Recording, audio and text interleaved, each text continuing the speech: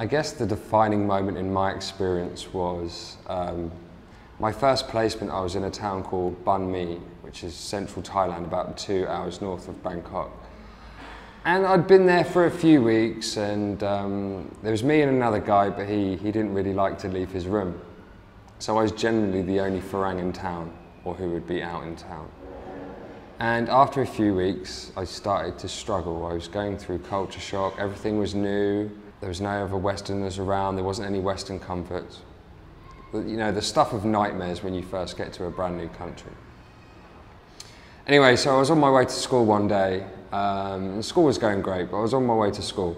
And I was in a very, very small town, so there was lots of pockets of rubbish and trash and stuff everywhere. And on my normal route to school, I noticed this box next to one of the refuse collections. Really haggard, filthy box, but it was making a sound.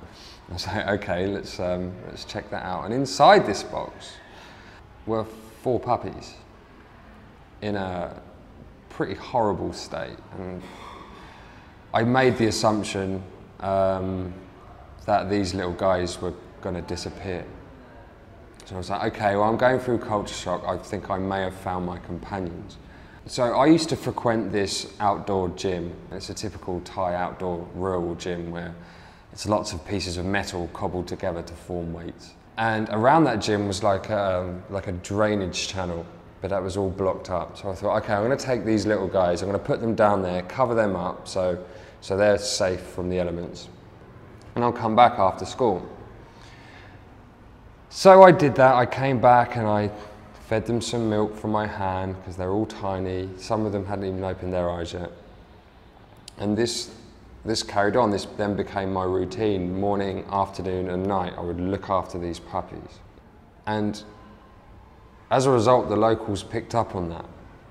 The King of Thailand, he loves looking after dogs, and it's one of the many reasons why they love their king is because he cares for dogs. And they picked up on, oh, what's the white guy doing looking after all these dogs? And they started to show a real interest. So yeah, they're looking a lot healthier than they were, a lot happier, which is pretty good. The whole the community is sort of chipping in a bit now, which is nice. I think a couple of people have just turned up to help me out. They've bought some milk. Sawadee krab. Look at that, what we got. We've got some more stuff for you. What's that?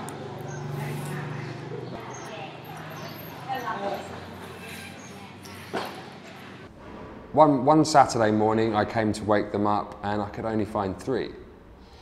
So I spent the entire day trying to find this other puppy and I could never find it.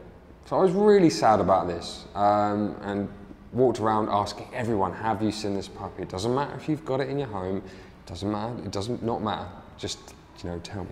But they couldn't, and they knew I was upset. So then they really started coming out, the community really started bonding, not only with me, but with the whole act of looking after these dogs. I had one family feeding in the night time, one would give them lunch.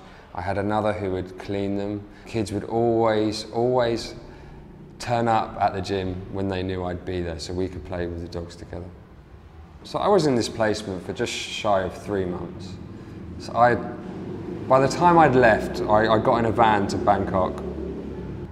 When, just as the van was pulling away, these now dogs were surrounding my van, just waiting for me. So they kind of became my friends, you know, as a result of finding a way of dealing with culture shock. And I left that town knowing full well that those dogs would be looked after forever because I'd made such an impression. The community had really bonded, and yeah, I mean, I came to Thailand to teach, but I also came to be immersed in culture and to get involved in a community. And the reason why that's my main defining moment is because I really made a difference in that community. I taught them compassion and created a community spirit amongst friends and neighbours and children. And being able to have that sort of influence and make that that difference was really profound for me, and I really miss that town. And I will go back and see those dogs at some point. I'm sure they're probably still waiting for me.